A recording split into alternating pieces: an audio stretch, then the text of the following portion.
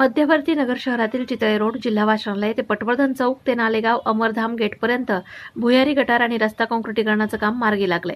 आमदार संग्राम जगताप यांच्या माध्यमातून या रस्त्यासाठी भरीव निधी प्राप्त झालाय।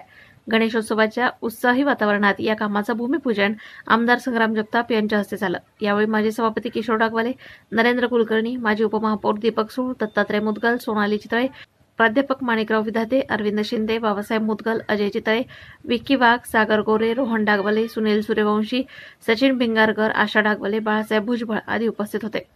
नगर शहरातील प्रमुख रस्त्याचा प्रश्न मार्गी लावण्यात यश आल्यानं समाधान असल्याचं आमदार जगताप यांनी सांगितलं। गणेश उत्सवाचा तिसरा दिवस आहे आणि तिसऱ्या दिवशी योगायोगानं आपल्या नगर शहरातील एक लोकप्रिय व्यक्तिमत्व आदरणीय किशोर डागवाले साहेब यांचा वाढदिवस देखील आहे। या परिसरामध्ये मुख्य जो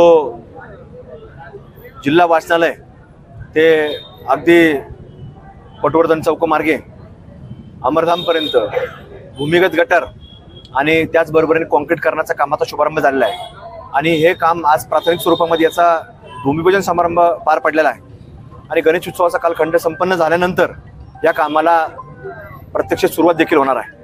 तर या कामाकरता अनेक मंडळींनी या ठिकाणी पाठपुरावा केला, त्याच्या माध्यमातून या कामाला खरं तर योग्य ते काम गती मिळण्याचं काम आज निधी उपलब्ध झाल्यानंतर झालेलं आहे आणि निश्चित आज शहराच्या मध्यवर्ती भागामधला असणारा परिसर आणि या परिसरात एक मोठी समस्या गेल्या काही वर्षांमध्ये निर्माण झालेली होती आणि म्हणून हे काम खरं तर डागवाले साहेबांनी अनेक वर्ष पाठपुरावा देखील केला आणि राज्य सरकारच्या माध्यमातून हा निधी हा अगदी नगरपर्यंत पोहोचलेला आहे आणि त्याच्या माध्यमातून हे काम पूर्ण झाल्यानंतर या भागातला एक मोठा प्रश्न आज मार्गी लागणार आहे। उपस्थितांनीही या कामाबद्दल आमदार जगताप यांचं कौतुक केलं। आपण पाहिलं असाल का जे काही आपल्याला या कामाबद्दल या इथल्या समस्येबद्दल आपण त्या उद्घाटनाच्या व्यासपीठावर तर बोललोय, परंतु या प्रभागामध्ये काम करत असताना माझ्याबरोबर दीपकजी सूळ असतील, नरेंद्र कुलकर्णी असतील, अजय चितळे जे असतील, दत्ता मुदगल असतील, असे सगळे मंडळी का हा पाण्याचा प्रश्न अत्यंत मोठा प्रश्न आमच्या प्रभागामध्ये होता आणि तो मार्गी लावण्यासाठी आम्ही सतत साहेबांच्या मागं पाठपुरावा केला। त्या पाठपुराव्याला आज कुठंतरी यश आलं आणि ते जे वर्क ऑर्डर होऊन आज त्या कामाचा शुभारंभ सुद्धा झाला आणि साहेबांनी सांगितलं, आमदार साहेबांनी, की गणेश विसर्जनानंतर प्रत्यक्ष कामाला सुद्धा सुरुवात होणार आहे।